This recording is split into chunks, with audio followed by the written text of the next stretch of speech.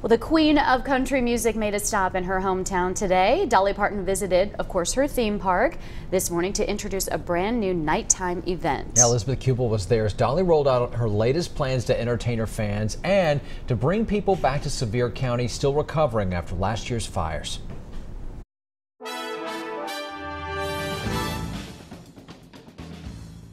Ladies and gentlemen, would you make welcome Miss Dolly Parton? Anytime Dolly makes an appearance at her theme park, it's a very big deal, and today was no exception. This year, we have a brand new nighttime event for families. It's called Great Pumpkin Luminites. A new harvest time attraction and the news her Christmas parade will be back.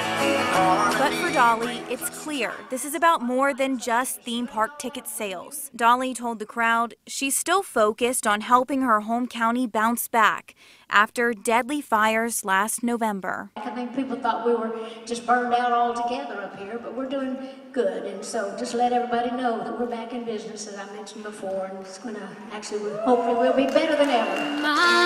Since the fires, Sevier County's most famous daughter has led the way in rebuilding, hosting a telethon, raising millions, and giving all of it away to fire victims. We're all back, and everybody's rebuilding their lives, rebuilding their homes, and the tourists are beginning to come back. Many colors. The Fall Festival begins September 29th, Parton's way of giving people another reason to visit and celebrate her Tennessee mountain home.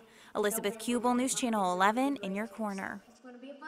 It's been a very busy few weeks for Dolly Parton. Just a couple of days ago, she announced that first ever project in her amazing career, a CD she's going to do just for children.